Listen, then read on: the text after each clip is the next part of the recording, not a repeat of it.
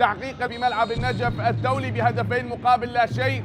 انطلقت صافرة البداية لأحداث المباراة، صافرة الدولي. واثق محمد هي من تضبط هذا اللقاء وإدارة هذه المباراة. الحدود بالقمصان الحمراء وكربلاء بالقمصان الخضراء. أكيد لندية المباراة نبدأ بالتعريف على أسماء اللاعبين وتشكيلة الفريقين. تشكيلة نادي الحدود كتيبة المدرب عادل نعمة، بالحراسة وسام محمد، بينما خط الدفاع المؤلف من حسين جاسم والكسندر يولي وحمزة عبد الحسين، محمود خضير، وفي خط الوسط داكوستا، محمد يحيى دلاهي وباقر عطوان، علي محسن ومنتظر. هناك نعم واحد على الجهة اليمنى والآخر على الجهة اليسرى علي محسن، وكذلك في خط الهجوم إبراهيم غازي. بينما تشكيلة المدرب حيدر عبودي لنادي كربلاء، بالحراسة عبد العزيز عمار، وخط الدفاع المؤلف من بابا موسى وجويل تشوفة، كوني إبراهيم، سجاد أحمد، وفي خط الوسط ساميهين ونوفون إيفو ونور المصطفى مصطفى راضي، وكذلك في خط الهجوم رضا فاضل وعبد القادر طارق. بينما غياب اللاعب مشتاق طالب عن تشكيلة الكابتن حيدر عبودي بسبب الإصابة، ولعدم جاهزية هذا اللاعب فلن يشترك في المباراة، وكذلك حتى لن يكون حاضر في دكة البدلاء لتشكيلة نادي كربلاء للعميد لمباراة اليوم. إذا أحبتي، بعد انطلاق الصافرة ذكرنا بأن نادي كربلاء بعد التحقيق للفوز الثمين على حساب نادي النجف بهدفين مقابل لا شيء في ديربي الفرات الأوسط، والحدود خسر مباراته السابقة أمام نادي الزوراء بهدف مقابل لا شيء.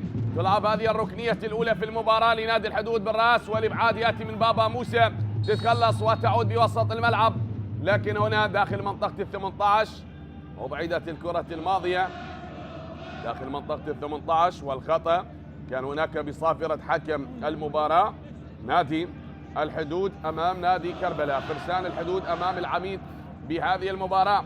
كان يحتل خلال الجولة الرابعة المركز السابع، بينما الآن كربلاء في المركز العاشر بعد فوز نادي الطلبة بالأمس بهدفين، وبعد فوز نادي نفط ميسان ونوروز تقدم في المراكز في سلم الترتيب. هذه محاولة من مصطفى وتلعب هنا العرضية، وصلت لتعود تحت أقدام اللاعب منتظر لتمشي من عبد القادر، محاولة لكن هناك صافرة وخطأ مصطفى راضي، وهنا سلامة للاعب. هذا هو رضا فاضل بعد المحاولة أراد المرور على دفاعات فرسان الحدود بهذه المباراة وتسجيل هدف أول، فمن يفتتح التسجيل لقمة هذه المباراة ولحساب الجولة الخامسة من مباريات الدوري العراقي. نعم، دوري نجوم العراق. دورينا هذا الموسم مختلف أكيد. نذكر بنتائج الجولة الماضية، الجولة الرابعة التي شهدت أكثر تعادلات منذ انطلاق الدوري وحتى الآن. نعم، بعد تعادل نادي نوروز أمام الميناء سلبا من دون أهداف، وفوز الشرطة على أربيل بهدفين لهدف، وكذلك تعادل نفط الوسط أمام توك سلبا، وتعادل أيضا القاسم أمام نفط البصرة سلبا، وفوز الزوراء بهدف وحيد على حساب الحدود الذي يلعب أمامنا الآن، وفوز كربلاء أيضا على النجف بهدفين دون رد. وزاخو تعادل أمام الطلبة سلبا، والقوة الجوية تغلب على الكرف بهدف مقابل لا شيء، وبغداد تغلب على نفط ميسان كذلك بهدف دون رد. بينما الآن بالوقت ذاته يلعب نفط نادي الكرخ ونادي النفط في نفس التوقيت، وكربلاء أمام الحدود كذلك. سيكون ختام الجولة أربيل وزاخو. هذه عادة تلعب بوسط الملعب لنادي الحدود، تعود ومن جديد مستمر الآن بكتيبة المدرب عادل نعمة، ونقلة تمشي جول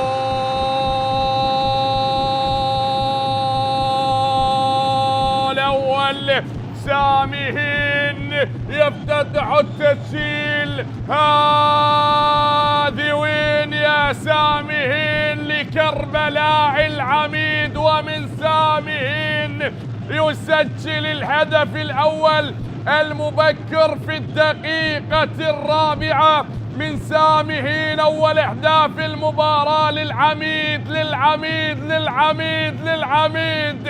هذا سامهين بعد ما سجل في المباراة الماضية بشباك نادي النجف. شاهد مرور جميل، عبور، سجل حطها في الزاوية اليسرى للحارس، نعم، عبد العزيز عمار، ويسجل أول أهداف المباراة لنادي كربلاء. الهدف الأول عن طريق الأسمراني سامهين، يسجل أول أهداف المباراة. نعم، البوركيني يسجل أول أهداف اللقاء. سامهين والهدف الأول بالدقيقة الرابعة لنادي كربلاء. الهدف الأول للعميد عن طريق اللاعب سامهين، يخطف الكرة من المدافعين وينفرد ويسجل أول أهداف اللقاء لكتيبة المدرب حيدر عبودي.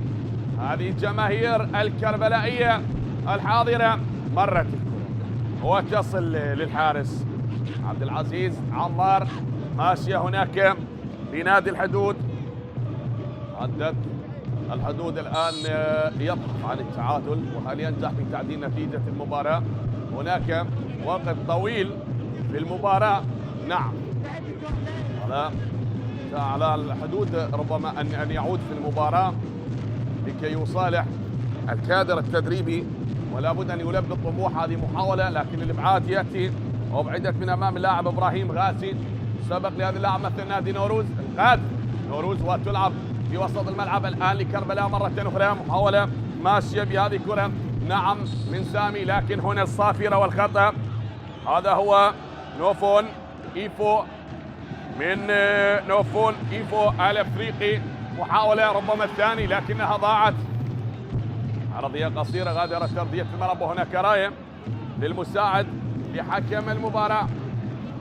راية المساعد لحكم المباراة، هذا وصفة كريم من محافظة واسط. والمباراة الثانية حكم درجة أولى، ويضبط اللقاء برفقة الطاقم التحكيمي الذي يضبط هذا اللقاء بإشراف الدكتور واثق محمد، دكتوراه تربية رياضية جامعة القادسية، حكم دولي من محافظة الديوانية. هذه المباراة الرابعة للدكتور واثق. أول مباراة كانت النجف ونفط ميسان التي انتهت بالتعادل سلما، والمباراة الثانية النفط والطلبة التي انتهت لمصلحة النفط، وأيضا الديربي الشمالي تهوك وزاخو. واليوم المباراة الرابعة محاولة تعادل، لا، ضاعت هذه الكرة، غادرت أرضية الملعب. هذا الملعب كذلك منذ يومين شهد ديربي الكرة العراقية، القوة الجوية أمام الشرطة التي انتهت بالتعادل بهدفين لهدفين. هدفين للشرطة وهدفين للقوة الجوية في هذا الملعب الذي امتلأ بالجماهير، بنعم بتلك الهتافات الجميلة، بتلك الأناشيد، وأيضا حضرت فيه الأهداف. كانت 4 أهداف حاضرة بهذا الملعب في مباراة الديربي. تقاسموا تلك النقاط القوة الجوية والشرطة، واليوم الحدود أمام كربلاء. هل يتقاسمون نقاط هذه المباراة أم ستكون النقاط من نصيب كربلاء؟ دمر الملعب الافتراضي لنادي كربلاء في قمة هذه المباراة. نترقب أحبتي، ما زلنا نشاهد بعد التقدم المبكر في المباراة عن طريق اللاعب سامهين. سجل أول أهداف اللقاء والهدف الشخصي الثاني لهذا اللاعب منذ انطلاق الدوري وحتى الآن دوري نجوم العراق. في المباراة الماضية سجل في شباك النجف في ديربي الفرات الأوسط بهدف، ويومها كذلك أيضا سجل اللاعب عبد القادر أو عفوا مصطفى راضي من سجل الهدف في شباك النجف بتلك المباراة التي انتهت بهدفين. محاولة كرة بالراس، الإبعاد حاضر. سامهين بوسط الملعب، تعود من جديد سامي، وهنا نقلة للأمام، وصلت. هذا باقر عطوان يلعب ضد فريقه السابق مثل كربلاء في الموسم الماضي واليوم خصما لفريق كربلاء. إبراهيم، وهذا هو باقر عطوان. عادت محاولة نقلة من عبد القادر طارق من الديوانية. عبد القادر واحد من لاعبينا المميزين وصاحب أسرع هدف في دوري نجوم العراق حتى الآن بتسديده بالثانية 18. عبد القادر طارق هو من سجل أسرع هدف في دوري نجوم العراق. لازلنا نترقب وننتظر، لازلنا نشاهد متعة اللقاء وإثارة هذه المباراة. سجل في شباك نفط البصرة في الثانية 18، وكذلك الموسم الماضي كان أسرع هدف في الدوري العراقي الممتاز في موسم 22-23 أيضا كان للاعب عبد القادر طارق عندما كان مع الديوانية، سجل في شباك الطلبة في الدقيقة الأولى. هذه محاولة وبالثواني الأولى من الدقيقة الأولى من عمر المباراة في تلك المباراة التي جمعت نادي الطلبة ونادي الديوانية. هنا نقلة وصافرة حكم المباراة والخطأ هذا داكوستا، وهناك توجيهات الكابتن عادل نعمة بعد التقدم لكتيبة المدرب حيدر عبودي. أصبح الآن الكابتن عادل نعمة يبحث عن هدف التعادل، فهل يعدل الحدود هذه المباراة ويعود بالتعادل بهدف لمثله أم ستستمر ندية المباراة والتقدم لنادي كربلاء بهدف مقابل لا شيء؟ ننتظر نترقب. أحيانا ما يقولون الانتظار قاتل، لكن بعد الانتظار انتصار، والانتصار هل سيكون للحدود أو لكربلاء؟ بما أن كربلاء يريد أن يتخطى الحدود بهذه المباراة، هل سيضع حد أبناء الحدود لكربلاء ويمنعونهم من العبور ويسجلون الهدف في التعادل؟ هنا داكوستا محاولة بهذه الكرة عرضية والتعادل، لا لا لا لا أبعدت وعادت مرة أخرى. يأتي الإبعاد من اللاعب هذا هو كوني، وهذا سجاد أحمد. تتخلص من سجاد وبوسط الملعب لعبد القادر طارق لسامي هين. سامي هين محاولة سامي انقطعت بوسط الملعب. محمد يحيى من محمد يحيى ماشية الكرة لعلي محسن. علي دوران انقطعت بوسط الملعب، ماشية الآن لنادي كربلاء، وصلت هناك لكوني، وهذا هو جويل. جويل تشوفه وبالرقم 25 باقر عطوان شقيق الكابتن أمجد عطوان لاعب منتخبنا الوطني.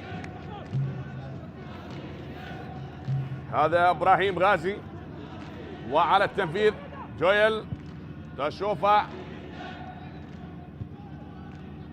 جويل عادة في وسط الملعب من سامي، تمشي الآن تحت أقدام لاعب مصطفى راضي. عرضية من مصطفى راضي وصلت بالراس ولكن بعيدة يا رضا فاضل، بعيدة يا رضا فاضل، غادرت أرضية الملعب.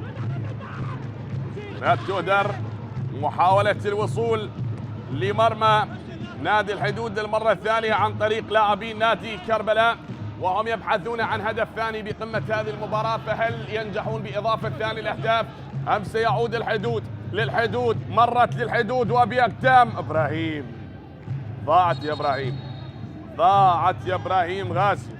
شاهد نعم هي توجيهات وكأن الكلام من الكابتن واثق محمد، الدكتور واثق يضبط هذا اللقاء. الموسم الماضي أكثر من 29 مباراة في الدوري العراقي ومباراتين في كأس العراق، واليوم المباراة الرابعة تكون تحت صافرة الدولي. واثق محمد عادت من جديد، نقلة للأمام طويلة تلعب لمنتظر، وهنا إبراهيم محاولة انقطعت من بابا موسى، أبعتها بابا موسى. سبق لهذا اللاعب مثل الكرخ ونفط البصرة، وكربلاء تعود من جديد. واحد من أشهر المحترفين في دورينا وأكثر من 7 مواسم وهو يلعب في الدوري العراقي. هذه عادت هنا نقلة للأمام من إبراهيم، لكن هناك راية للمساعد صفد كريم. التماس لنادي الحدود وبوسط الملعب محمد يحيى دلاهي على الموريتاني. يذكر هداف الدوري مناصفة محمد سويعيد لاعب الحدود ولاعب الطلب الحالي في الموسم الماضي مع مهند عبد الرحيم لاعب القوة الجوية، كل منهم كان برصيد 18 هدف. وأيضا مواطني الآن محمد يحيى إلهي الموريتاني وكابتن الفريق بهذه المباراة، هذا هو ألكسندر يولي بالقميص رقم 5، يطلب من زملاء أن يتراجعوا لخط الدفاع لينقذوا الهجمات المرتدة والكرات الطويلة المباغتة التي تخادع الحارس والمدافعين. فاسلوب كربلاء يختلف في كل مباراة. جويل شوفوا الجويل والركنية لنادي كربلاء تلعب بالراس، يأتي الإبعاد من محمود خضير، وعادت لكربلاء من جديد. ماشية الآن هنا المحاولة، كوني يلعبها وبالراس مرة أخرى. جويل أبعدت من ألكسندر يولي ولخارج أرضية الملعب. غادرت أرضية الملعب، تستمر المحاولات وندية المباراة، التقدم بالأفضلية ونتيجة المباراة حتى الآن بهدف لمصلحة نادي كربلاء، لا شيء لنادي الحدود، فهم يبحثون عن هدف التعادل، بينما كربلاء يريد كما ذكرتها في اللحظات الأولى بأن يتخطى الحدود ويكسر حاجز الحدود ويعبر حتى يكسر جميع القيود ويسجل هدف ثاني، بينما نادي الحدود لا يبقى مكتوف الأيدي ولن يقف على الحد حتى يرد بنفس الأسلوب ويعدل نتيجة المباراة ويطمح لقطف النقاط الثلاثة لهذا اليوم. فهل ينجحون؟ نعم، كل شيء ممكن في كرة القدم. وصلت سامي صاحب الهدف، يلعبها هناك باتجاه اللاعب كوني إبراهيم، يلعبها من كوني إبراهيم، عدت ولخارج أرضية الملعب. راية المساعد صفد كريم، كلام ما بين رضا فاضل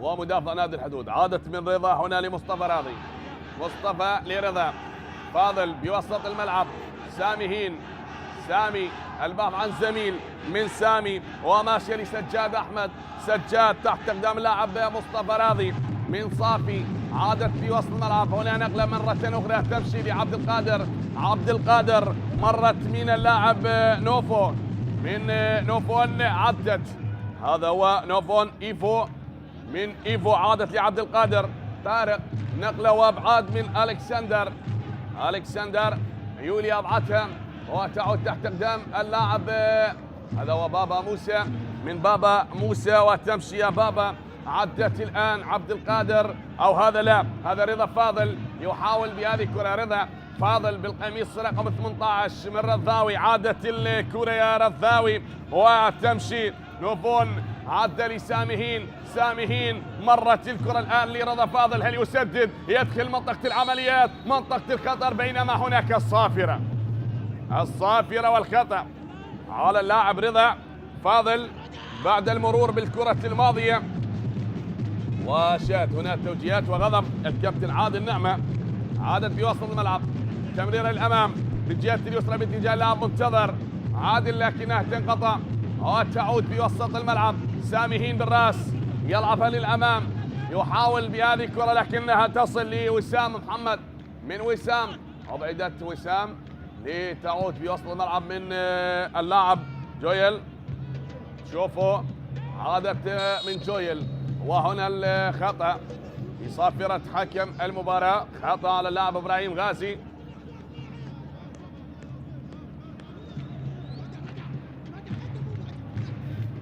هذا هو اللاعب نوفون إيفو الأفريقي، قميص رقم 3، يلعب هذه الكرة مرت لعبد القادر، بينما هناك راية وصافرة لحكم المباراة. أحبتي متابعي قنوات شبكة الإعلام العراقي، كما تشاهدون أحداث مباراة اليوم ضمن منافسات الجولة الخامسة من دوري نجوم العراق، وندية المباراة كبيرة وتقدم كربلاء بالدقيقة الرابعة بهدف اللاعب سامي حتى الآن، وكربلاء المتقدم في هذه المباراة بهدف مقابل لا شيء. عادت من جديد، هي تمشي يلا بنقلة أمامية، وصلت لا طالت بعيدة على اللاعب داكوستا ضاعت على السنغالي، داكوستا، وبعد المرور بعد المحاولة لكنها لن تصل للسنغالي داكوستا. هذه جماهير العميد الكربلائي الحاضرة بهذه المباراة وازر الأخضر بقمة هذا اللقاء، ويبحثون عن هدف ثاني بقمة مباراة اليوم على أديم الكوت الأولمبي. بهذه المباراة شاهد العديد من المباريات الكبيرة، من المباريات الجميلة. تصل من باقر وبوسط الملعب نقلة من محمد يحيى كابتن الفريق.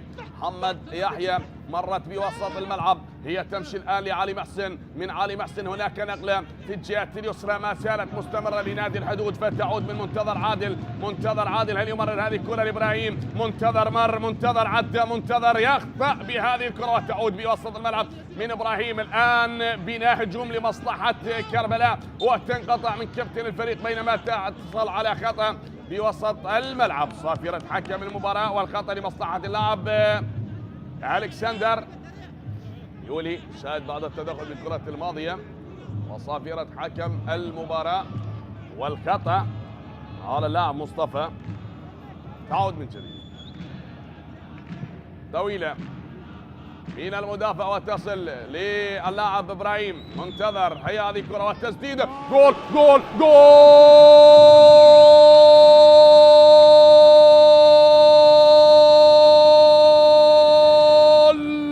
لا لا لا لا يا علي محسن، لا لا يا علي محسن، لا، هذا صاروخ.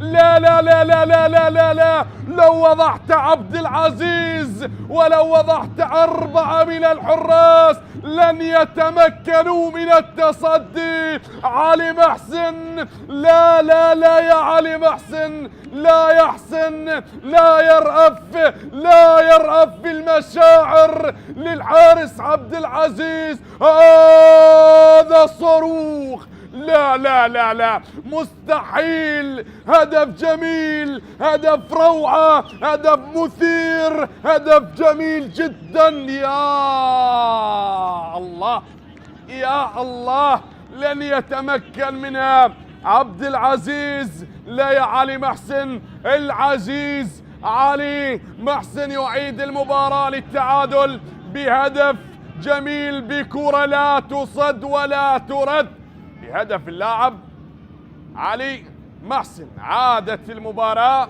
للتعادل. نعم أحبتي، بالدقيقة 21 وعلي محسن يعدل نتيجة المباراة. إذا أصبحت الندية كفة بكفة ما بين الفريقين، ما بين الفريقين. تصبح ندية المباراة بهدف للحدود وهدف لكربلاء. نظرات لعبودي. شاهد هذه الأخطاء، دائما ما نقول غلطة الشاطر دليل، وتسديدة المهاجم أحيانا تكلف هدف، وجاء الهدف عن طريق الموهوب علي محسن. أجمل هدف، نعم، واحد من أجمل أهداف دوري نجوم العراق حتى الآن، ومن الأماكن البعيدة علي محسن الهدف الأجمل والأروع بعد الهدف المارادوني الجميل للاعب بسام شاكر منذ يومين في شباك القوة الجوية. سجل هدف روعة مثير. وبالأمس شاهدنا رأسية وهدف اللاعب زيد تحسين لاعب نادي الطلبة كذلك بهدف روعة ومثير. وهدف اللاعب جعفر ناصر بعد مرور ومراوغة المدافعين من السوري اللاعب علاء الدين دالي. هذه أهداف جميلة، أهداف تشوق وتسر الناظرين. وهذا الهدف أمتع جميع الحاضرين بملعب الكوت الأولمبي، وأمتع كل من يشاهد قنوات شبكة الإعلام العراقي. لهكذا هدف مثير، لهكذا هدف روعة. شاهد بعد التدخل من اللاعب سامهين مع اللاعب باقر عطوان، الاثنين لعبوا مع نفس الفريق في الموسم الماضي، سامهين وللموسم الثاني مع نادي كربلاء. تعود الكرة بوسط الملعب، هذا محمد يحيى يلعبها من محمد يحيى حتى تصل يقدام اللاعب محمود خضير. من محمود خضير محاولة علي محسن توغل بهذه الكرة لكن يسقط أرضا وتمشي بوسط الملعب. هنا الصافرة والخطأ. صافرة حكم المباراة، وخطأ بالكرة الماضية. شاهد أول تدخل من حمزة عبد الحسين.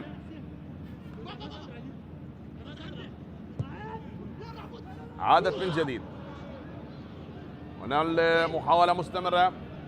كربلاء يبحث عن هدف ثاني، والحدود يبحث عن هدف ثاني، فمن ينجح ويضيف ثاني الأهداف، بما أن المباراة عادت بالتعادل ما بين الفريقين بهدف لمثله. هذا حمزة عبد الحسين انه يقول انا، ويتكفل بابعاد الكرات التي تصل لمرمى فريقه.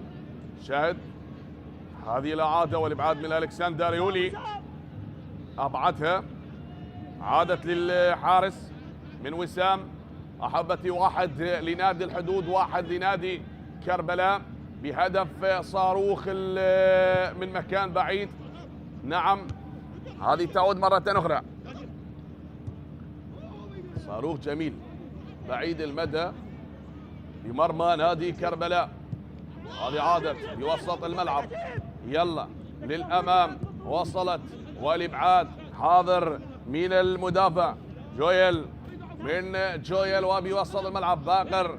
محاولة نقلة من باقر عطوان، مرت الآن تمريرة تمشي، محاولة، هذا هو عدى من داكوستا لكنها ضاعت. وبعد الاشتراك ما بين جويل وداكوستا غادرت أرضية الملعب. جدية المباراة كبيرة، نلعب بالدقيقة 27 من أحداث الشوط الأول، وتقدم لا يوجد بهذه المباراة، بل التعادل سيدا لهذا اللقاء حتى الآن بعد هدف اللاعب سامي هين بالدقيقة الرابعة. جاء هدف اللاعب علي محسن بالدقيقة 21 من أحداث هذا الشوط. عدت أماميا تبعد، سامي هين يتحصل على ركنية، وعلى تنفيذ نور المصطفى، واحد من مواهب نادي كربلاء. نور المصطفى على التنفيذ، هذه الكرة الثابتة، كرة غادرت أرضية الملعب وركنية لنادي كربلاء للعميد. نترقب هل سيضاف أو يضيف نادي كربلاء ثاني أهدافه من خلال الكرات الثابتة. نور المصطفى على التنفيذ، نور المصطفى يلعب هذه الركنية من نور، والإبعاد حاضر، تتخلص لكن عادت بأقدام اللاعب نوفون، وتمشي التمريرة وبعدت من الكسندر، تتخلص مرة أخرى بابا موسى، تبعد من حمزة عبد الحسين، الإبعاد تتخلص طويلة مرة أخرى بروح قتالية، وبعدت كرة من إبراهيم، كوني إبراهيم، عادت من جديد، هذا كوني إبراهيم يتصدى ويبعد الكرة طويلة بنفس الأسلوب. الكسندر يولي يترك الكرة للحارس.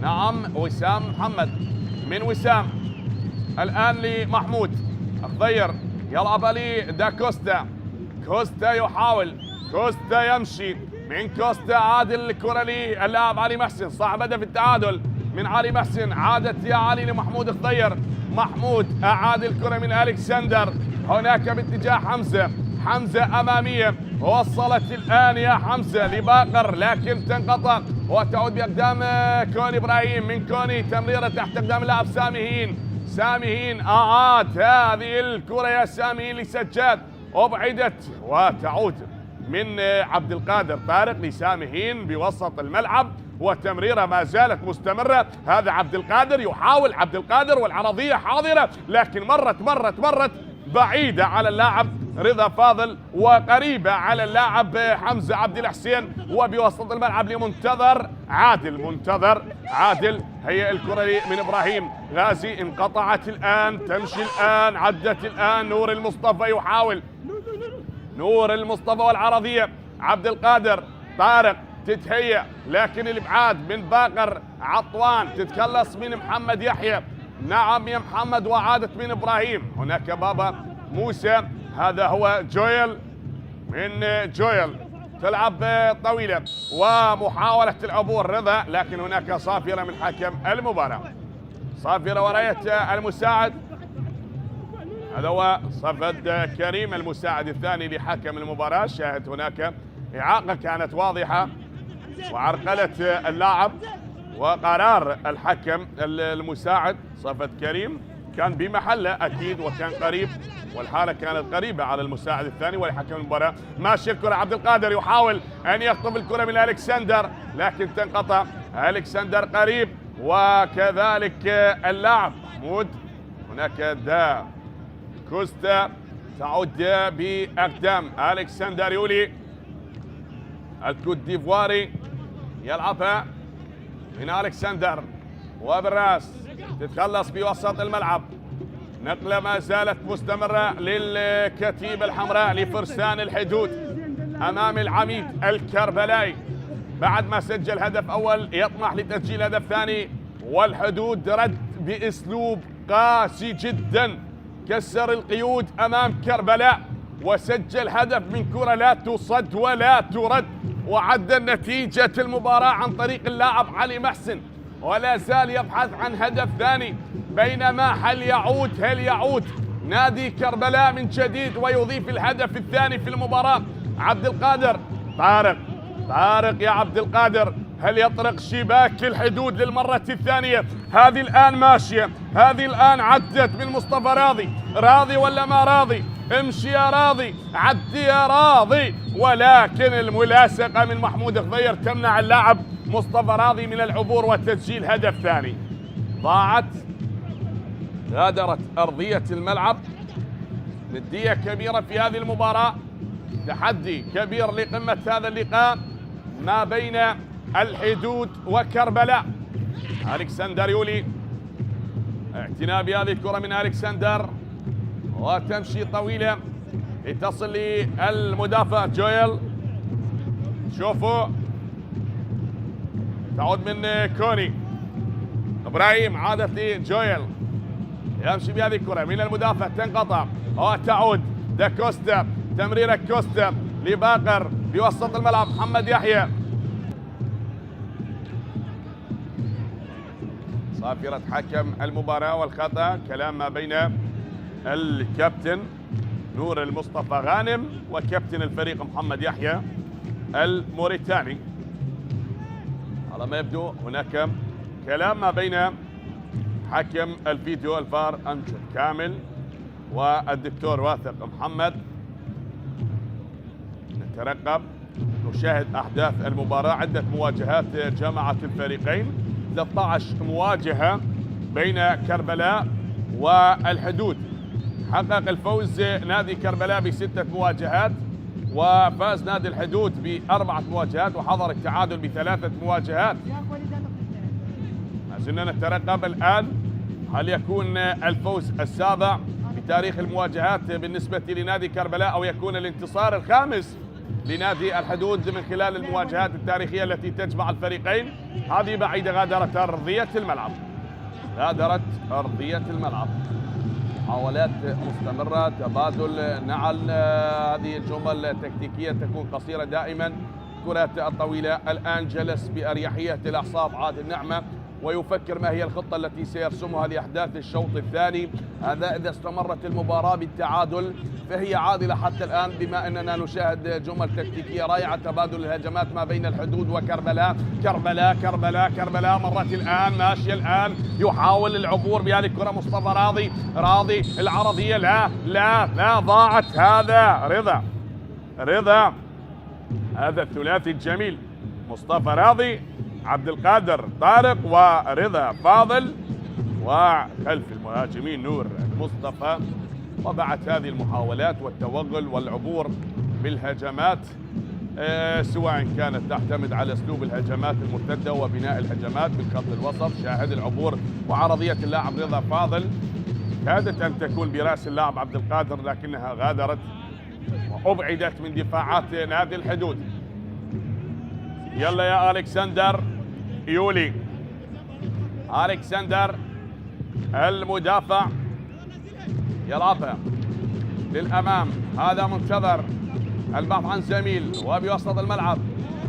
صافرة حكم المباراة بعد التدخل ما بين كوني إبراهيم ومنتظر عادل. تأتي صافرة حكم المباراة والخطأ سلامة الاثنين في قمة هذه المباراة أحبتي حتى الآن، والتعادل مستمر بهدف لنادي الحدود وهدف لنادي كربلاء.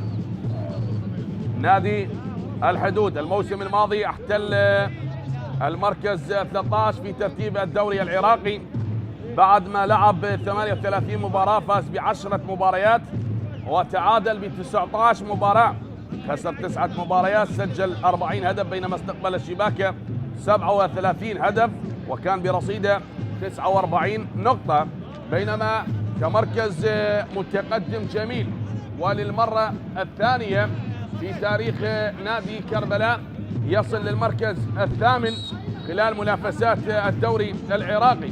في موسم 2004-2005 نادي كربلاء احتل المركز الثامن، وفي الموسم الماضي موسم 22-23 نادي كربلاء كذلك احتل المركز الثامن برصيد 56 نقطة بعد ما لعب 38 مباراة، حقق الفوز ب 15 مباراة وتعادل ب 11 مباراة، خسر 12 مباراة، سجل 39 هدف بينما استقبل الشباك 34 هدف وكان برصيده 56 نقطة. كمراكز متقدمة وكنتائج طيبة قدمها نادي كربلاء الموسم الماضي، هذا شيء جميل وهو العائد بقوة بعد ما عاد الموسم الماضي لدوري الكبار ولدوري نجوم العراق، وحتى الآن هو يقدم معطيات جميلة، يقدم مباريات كبيرة بجهود الكادر التدريبي والفني وكذلك اللاعبين. هذه محاولة الآن، داكوستا يحاول، هنا الصافرة، هنا الخطأ وصافرة حكم المباراة وعلى ما يبدو فيها بطاقة صفراء على اللاعب جويل. شوفوا على ما يبدو البطاقة الصفراء ستشهر الآن من الكابتن واثق محمد. نظرات للكابتن حيدر عبودي منتخبنا الوطني نادي النجف ونادي كربلاء، وكذلك عمل مساعد مدرب نادي القاسم ودرب نادي النجف، وايضا عمل مساعد مدرب مع نادي كربلاء، وبالمرحله الثانيه اشرف على تدريب نادي كربلاء وحقق نتائج طيبه، ويعود يشرف على نادي كربلاء لهذا الموسم. قدم نتائج طيبه حتى الان نادي كربلاء بعد ما لعب 4 مباريات، حقق الفوز بمباراه، تعادل بمباراتين وخسر مباراه واحده، تغلب على النجف 2-0 وخسر من الشرطة 2-1، تعادل مع نفط الوسط بهدفين لهدفين، وتعادل أمام نفط البصرة كذلك لهدفين. الموسم الماضي حقق نتائج طيبة، وأكبر نتيجة استطاع الفوز بها نادي كربلاء هي 3-1 على حساب الطلبة، وكذلك هذه النتيجة أيضا تكررت مع نادي الديوانية عندما فاز نادي كربلاء ب3 أهداف مقابل هدف وحيد. وأكبر خسارة تلقاها الموسم الماضي هي 3-1 من الشرطة و3-2 من نادي النجف في مباراة الديربي، بينما هذا الموسم عاد لكي ينتقم من نادي النجف وحقق الفوز بملعب النجف في عقر داره وأمام جماهيره بتلك المباراة الكبيرة التي قدم بها نادي كربلاء معطيات جميلة وقدم فيها جمل تكتيكية ولمسات ومحاولات ومهارات، وكان هناك تكنيك للاعبين واضح جدا. وهذه بطاقة صفراء تشهر من حكم المباراة على اللاعب جويل. شوفوا نعم يتلقى البطاقة الصفراء، هذه الإعادة وهذه إعادة الهدف الجميل. شاهد كيف هي هذه الكرة، منتظر وسدد من مكان بعيد صاروخ لعلي محسن. نعم عاد المباراة للتعادل وتحقيق هدف التعادل لنادي الحدود بعد ما عادت المباراة وأصبحت كفة بكفة، 1 للحدود 1 كربلاء. كل شيء يمضي الآن وهذه ثابتة لمصلحة الحدود. كابتن الفريق وعلي محسن وإبراهيم، هذا الثلاثي أو 4 لاعبين أصبحوا يقفون على التنفيذ. من ينفذ من بين هؤلاء ال4؟ من ينفذ الكرة الثابتة؟ إبراهيم يلعبها سهلة جدا، أرضية وصلت لأحضان الحارس عبد العزيز. عمار لعب لزاخو والكرخ وكردلاء الآن. هذا عبد العزيز. عمار طويلة الراس ارتدت من اللاعب رضا. فاضل بعض عن زميل يلعبها تحت أقدام اللاعب مصطفى راضي. مرت من راضي وتمشي بأقدام اللاعب علي. يحاول المرور من سجاد أحمد وبعيدة الكرة لتصل مرة أخرى. نور المصطفى محاولة العبور يا رضا. فاضل هناك لنور المصطفى من جديد ولكن تنقطع. لا زالت نور ابعتها نور المصطفى وكوني ابراهيم وتشتيت الكرة الماضية حتى غادرت أرضية الملعب وبعدت وغادرت أرضية الملعب.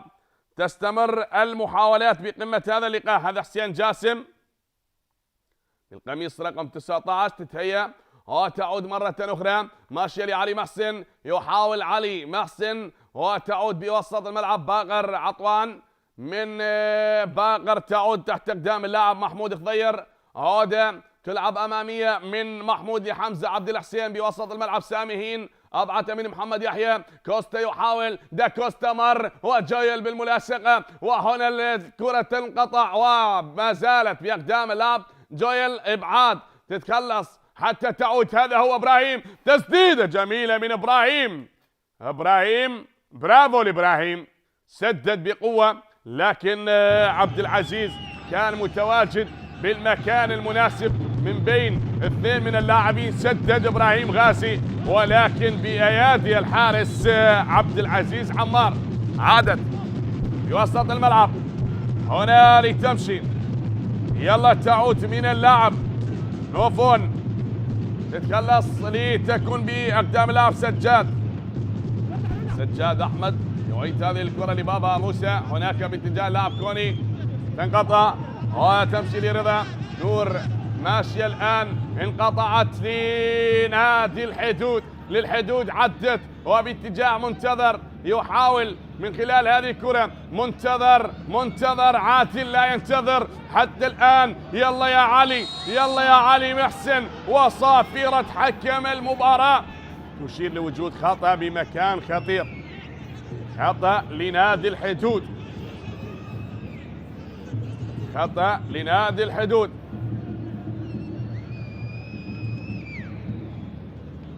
خطأ لنادي الحدود بمكان خطير.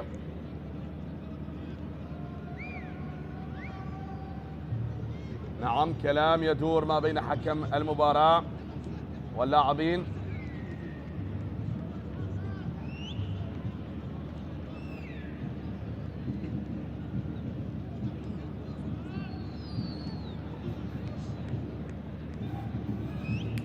شاهد هذه الجماهير الحاضرة وكرة ثابتة بمكان خطير لمصلحة نادي الحدود.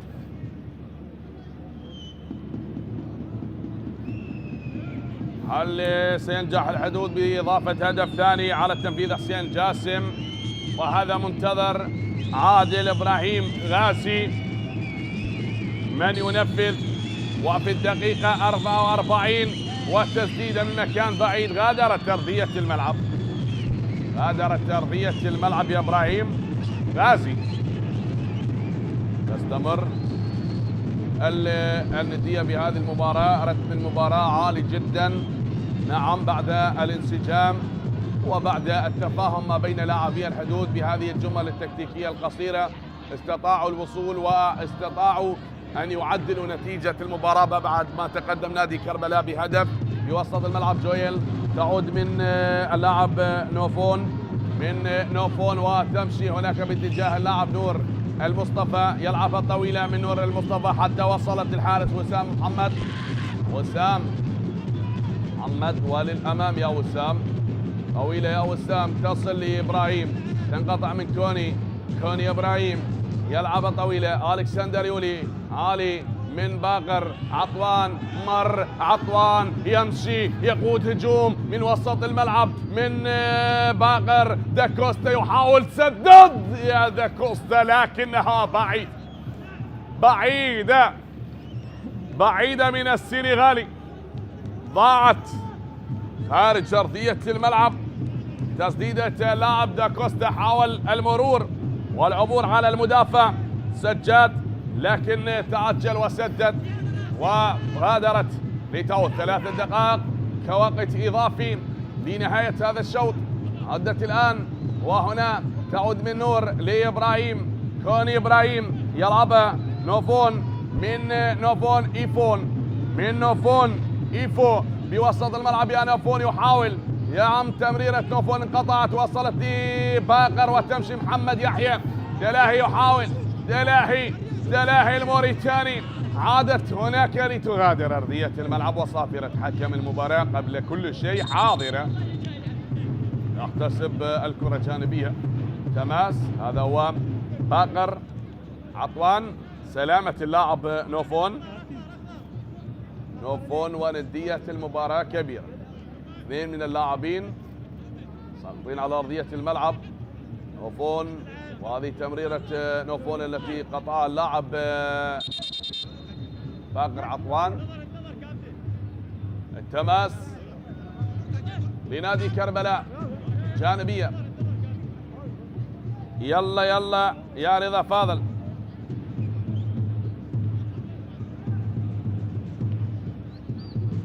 رضا على التنفيذ لهذه الجانبية. على ما يبدو هناك حكم الفار أمجد كامل، والكلام مع حكم المباراة مثل هكذا لقاء ونلعب بالوقت الإضافي ما يكون قرار حكم المباراة والتدخل باللقطة الماضية. نشاهد، ترقب أحبتي ما زلنا ننتظر قمة هذا اللقاء، والتعادل مستمر بهدف لمثله لحساب الجولة الخامسة من منافسات دوري نجوم العراق. منتظر وباقر عطوان، وهذا عبد القادر، والتماس رضا فاضل، وتلعب من كوني إبراهيم، وصلت للحارس وسام محمد، من وسام محمد تلعب بالطويلة الراس لإبراهيم كوستا، من دا كوستا تعود إبراهيم غازي، من إبراهيم وصلت في وسط الملعب، يأتي الإبعاد، تتخلص مرة أخرى من اللاعب حسين جاسم، وبالراس تعود مرة أخرى للاعب باقر لمحمد يحيى. سامي هين بوسط الملعب، سامي هين يلعب، سامي هين مرور جميل الآن يا سامي لرضا فاضل، جميلة من رضا، لكن هنا ألكسندر يولي حاول أن يخلص كرة لنور المصطفى، لكن تنقطع، أبعدت، ارتدت بنور المصطفى، وتعود من عبد القادر، ونور المصطفى بعيد من نور المصطفى، ضاعت، غادرت أرضية الملعب كرة اللاعب نور المصطفى، سدت كرة طويلة تغادرت أرضية الملعب. هذا عبد القادر طارق، هل سيطرق شباك الحدود؟ عبد القادر طارق عنده هدفين بعد ما سجل بشباك نفط الوسط ونفط البصرة، هل يسجل بشباك الحدود في مباراة اليوم؟ بالراس من سامي هين، أبعدت يا سامي هين خارج أرضية الملعب، وصافرة حكم المباراة معلنة عن نهاية الشوط الأول بالتعادل ما بين الحدود وكربلاء. أكيد سنعود لنكمل أحداث الشوط الثاني، انتظرونا وبعد الاستراحة القصيرة ما بين الشوطين.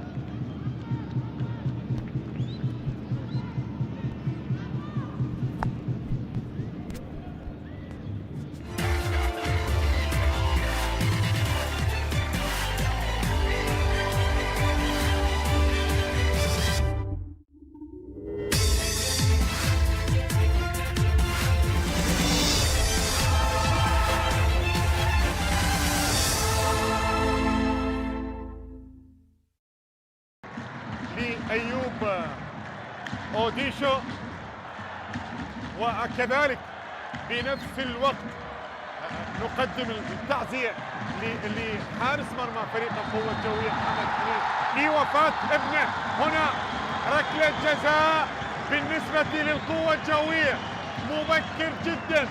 فريق هذا أيمن اللي تقدم فيها، بعد ذلك التدخل كان من كوملا للمرمى وبحجم المرمى. أيمن يتقدم، لا والله هي نظراته كافية، جول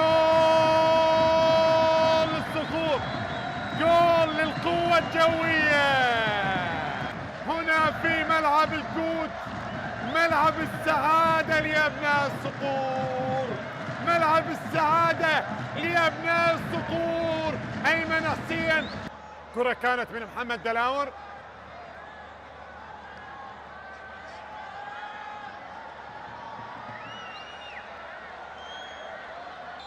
يقول الكرة هل يعود نوروز؟ الكابتن محمد سامي يتقدم، جول ولكريم الخروج من الشوط الأول متعادلا. يتعادل الآن، يتعادل محمد سامي، ثاني أهدافه في دورينا، سجل في مرمى الزوراء، يسجل الآن همام طارق. همام ممكن من خلال هذه الكرة عرضية عالية، جول، الله، بهدف ثاني راح، بهدف ثاني جميل علي جاسم، ولكن حلوة من همام، أرسلها عالية، وبالتالي علي جاسم اي والله بهكذا طريقة بأريحية. ابراهيم غازي وعلي ياسين في مواجهة ركلة الجزاء. ابراهيم غازي يتقدم، جول، هدف اول لمصلحة نادي الحدود.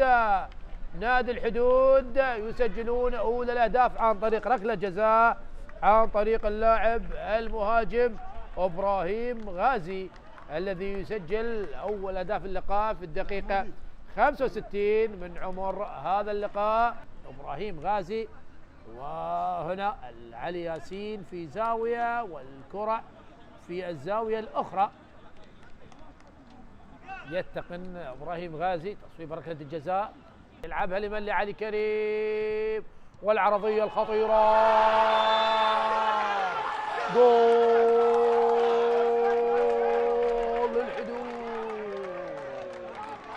بعد أفضلية لنادي الحدود هنا. لا، هل هناك تسلل أم ماذا؟ هل هناك تسلل أم ماذا؟ شاهد هذه الهجمة، لكن هجمة جميلة كانت. شاهد التمرير من حسين إلى علي كريم، وعلي كريم يا الله على القائم الأول، قطع علي كريم، وفي الزاوية الصعبة ارتطمت بالقائم الأيسر ودخلت الكرة، وهدف ثاني لمصلحة نادي الحدود. حسين علي تبقى لمصلحة الشرطة، لمحمود المواس، لميمي، مهند علي يسجل أول أهداف المباراة. مهند علي ميمي، يعني حتى بدون أن يحتفل واضحة جدا الأمور. مهند علي ميمي ثاني أهدافه هذا الموسم بعد ما سجل في المباراة الماضية في مرمى كربلاء هدف الفوز، يسجل من خلال هذا اللقاء. ليست للميناء، خلاص واضحة جدا. يطلق الصافرة حكم المباراة محمد صلاح النقص العددي، وبهذا العدد لا يستطيع إكمال المباراة. والله في قلبي حسرة على الميناء، في قلبي، لا بل في أعماق قلبي حسرة على الميناء. مرد من هاني شاكر، يعرف أم يعلم كريم، هدف أول لغزلان البادية من أقدام كريم بن عريف. ركلة الجزاء تضع النجف في المقدمة وترفع وتيرة التحدي. الآن جماهير النجف تشعل المدرج وضعها في الزاوية التي ذهب إليها هاني شاكر، ولكنها قوية، يهدئ من رتم المباراة. وشاهدته في مباراة نفط ميسان وأيضا في مباراة زاخو. محمد صالح ينتظر فراغ ليسدد. الله الله الله الله الله الله الله الله الله الله الله محمد صالح يسجل الثاني بتسديدة رائعة جميلة سكنت مرمى هاني شاكر. هذا الفريق الأم، هذا العشق، هذا المعشوق، وهذه الكرة التي وصلت إلى شباك هاني. هذا محمد صالح وليس محمد قاسم في جوار القائم الأيمن، ولكن من الداخل الكرة اللافة، الكرة الجميلة. يحاول أن يسجل أول أهداف اللقاء عن طريق هذه الكرة الثابتة يلعبها عمر والكرة الخطيرة البرازيلي ابن السامبا كارلوس كايو يسجل الهدف الأول في الدقيقة 32 ثانية بهدف سريع وسريع جدا من دورينا. مباراة مثل ما ذكرت نادي الكرخ يريد أن يسجل هدف أول مبكر ويريد استغلال وضع نادي أمانة بغداد. طبعا وضع غير جيد، وأمانة بغداد أكيد غير مخططة تماما لهذا السيناريو. سيناريو صعب جدا، سيناريو صعب جدا. وهنا خطأ الحارس، خطأ الحارس حسن عباس. حسن عباس يخطأ والبرازيل يستغل الخطأ ليسجل أول أهداف اللقاء. هدف أول لمصلحة البرازيلي المدافع البرازيلي كارلوس كايو. نسمع كلام وتوجيهات حيدر عبيد، يقول لاعبي نادي الكرخ طلعوا تقدموا إلى الأمام. كرة الآن لمصلحة محمد إبراهيم، تمريرة جميلة لكرار علي، وصلت لألادي يتركها لكرار. الله جول! كرار علي بري يسجل هدف التعادل بطريقة جميلة، لعبها بالزاوية الصعبة على الحارس محمد عباس، ركنها ركن امام انظار مدربه وسام طالب. البديل كرار علي بري يعدل لمصلحة نادي أمانة بغداد في الدقيقة 56 من عمر هذا اللقاء. شاهد من خارج منطقة الجزاء، حاول معها محمد عباس لكن محاولته لم تكن كافية بإبعاد الكرة، وهدف التعادل وأول أهداف نادي أمانة بغداد في دوري نجوم العراق. المواجهة التي تجمع ما بين الفريقين على بركة الله أتت صافرة الحكم السيد حيدر عدوان معلنة عن بداية هذه المواجهة. وهنا الكرة التي تلعب والمحاولة والبداية الأولى، وهنا سجاد رعد، فرصة جول عبد القادر طارق يسجل الهدف الأسرع في الجولة الثانية 18. لاحظ النقلة والرأسية خاطئة، هنا المحاولة الإبعاد الخاطئ من دفاعات نفط البصرة، التدخل سجاد رعد افتكها بشكل ممتاز، نقلها وعبدو كان ينتظر هذه اللحظة والمحاولة التي كانت لفريق كربلاء أتى منها هدف أول. إذن الهدف الأسرع في تاريخ دور النجوم في هذا الموسم، هذا الهدف الذي يسجله عبد القادر طارق لكربلاء في هذه المباراة وفي هذه اللحظات. هل يسدد مباشرة باتجاه المرمى؟ نعم، يسدد على طريقة البرازيليين. الله الله الله، روميو البرازيلي على طريقة روبرتو كارلوس. هدف التعادل، روميو يضعها في الشباك وزين العابدين لم يتمكن منها. كيف دخلت من هذه المسافة؟ صاروخ أرسل إلى مرمى العميد، صاروخ من الفرسان مزق الشباك العميد والطريق كانت سالكة. عبد الباسط لمن في انتظار الرؤوس، وهذه كرة تلعب عالية ورأسية. الله، إلتون ماثيوس البرازيلي ابن السامبا يركنها على يمين زين العابدين.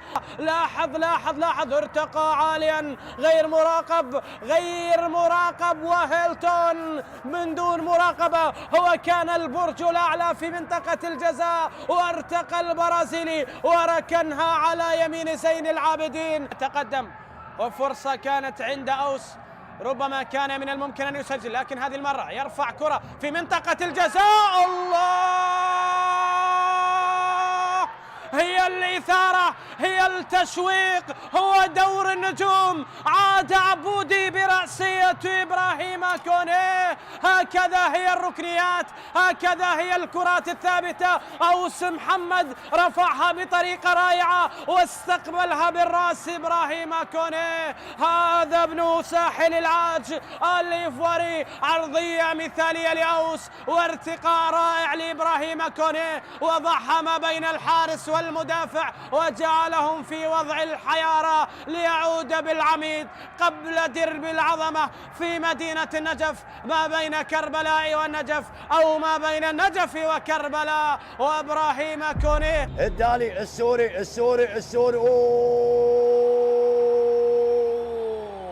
علاء الدين الدالي علاء الدين السوري يسجل هدف أول في هذه المباراة بلقطة ضاعت على الطلبة، ارتدت لفريق نفط ميسان. لاحظ مر بهذه الطريقة، مر بمهارة وسدد بقوة، واصطدت بيد لوفان مهدي حارس مرمى الطلبة لتعانق الشباك وتعلن نتيجة المباراة. تقدم نفط ميسان على الطلبة بيسان من خلال الشوط الأول. هل يصنع من خلاله في الشوط الثاني؟ هذه أخرى هذا الثاني ممكن الآن. نفط ميسان ثاني بنيامين آكور النيجيري لا وجود لحالة تسلل. مر بنيامين وسجل بكل سهولة وأريحية في مرمى الطلبة ليسجل ثاني الأهداف لنفط ميسان على حساب الطلبة. لاحظ بنيامين ويسجل هدف ثاني نفط ميسان يعلن عنه اللاعب بنيامين آكور بنزعة هجومية. هنا المحاولة، هنا الدالي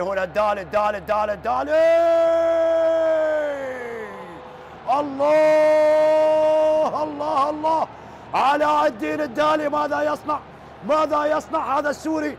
ماذا يصنع هذا النجم السوري في مرمى الطلبة؟ تاريخية كارثية على الطلبة. الدالي مر وسدد وسجل ويعلن عن تقدم فريق نفط ميسان ب3 أهداف مقابل لا شيء لفريق الطلبة.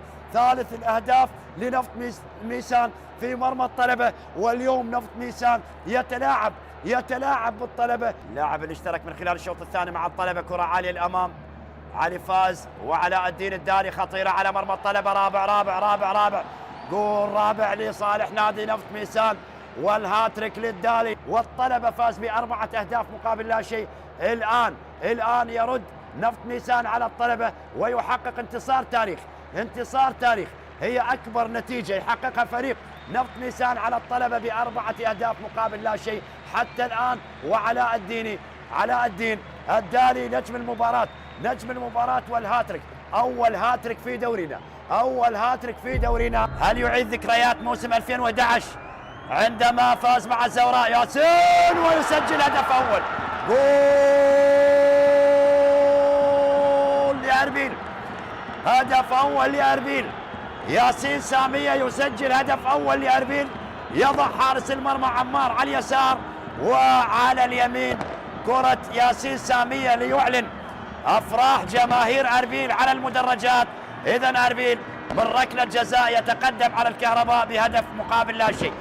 عباس عبيد، هل يخرج عن صمت عباس عبيد في هذه اللحظات بعدما كان تحت الضغط عباس عبيد في المباراة الأولى والثانية وحتى اللحظات الأخيرة في هذه المباراة؟ الآن عباس عبيد يتنفس الصعداء، وأربيل يسجل هدف أول عن طريق المحترف السوري مع أربيل اللاعب ياسين سامية. لاحظ التنفيذ ودقة في التنفيذ من ياسين سامية اللي وضع عمار على اليمين والكرة على اليسار. وأربيل هدف لا شيء للكهرباء، هدف لأربيل لا شيء للكهرباء. حسن يعود ويفتك الكرة، يهاجم، يمرر داخل منطقة الجزاء. جول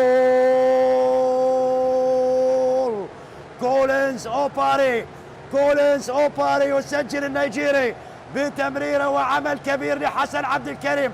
حسن عبد الكريم لم يفقد الأمل، هو خسر الكرة، أعادها حسن عبد الكريم من جديد. مر حسن عبد الكريم ومرر، وكولينز أوباري النيجيري يسجل أول أهداف المباراة للزوراء. الدقيقة 57، الزوراء يفتتح التسجيل في مرمى نادي القاسم. هدف أول كولينز النيجيري. كولينز النيجيري لا وجود لحالة تسلل، لعبها حسن عبد الكريم. الله على العمل الكبير لحسن عبد الكريم اللي يضع كرة على طبق من ذهب على قدم اللاعب كولينز أوباري النيجيري اللي يسجل أول أهداف المباراة للزوراء. الزوراء يسجل في مرمى نادي القاسم. صمود لنادي القاسم 55 دقيقة، لكن الآن ينهار دفاع نادي القاسم.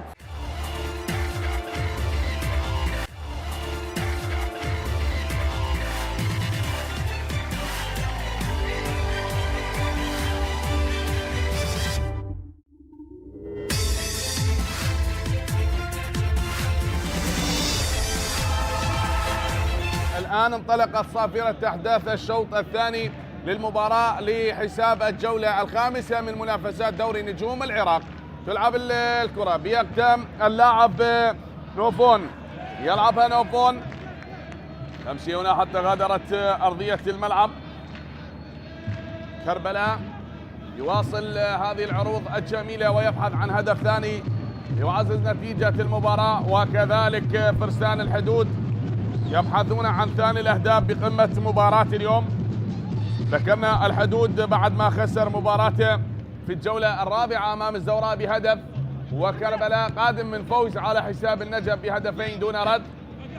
هذه بوسط الملعب ماشية الكرة، هنا تعود هي لاعب باقر والابعاد يأتي، تتخلص مرة أخرى سامي في وسط الملعب من سامي هين، يلعبها هناك أمامية في الجهة اليسرى باتجاه اللاعب نور أو للاعب رضا فاضل، ما زالت مستمرة لنادي كربلاء. هنا العرضية حاضرة والإبعاد حاضر، تتخلص، حاول سامي هين، بينما هناك صافرة لحكم المباراة.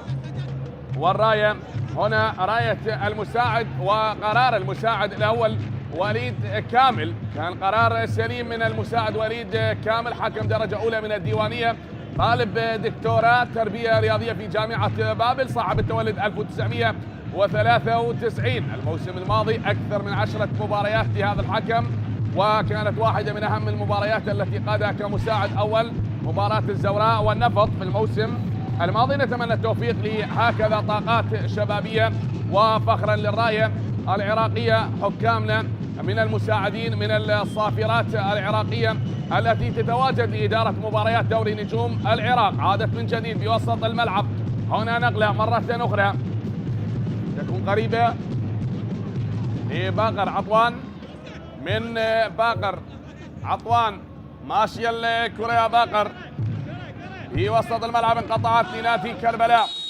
تعود صافرة لحكم المباراة الدكتور واثق محمد.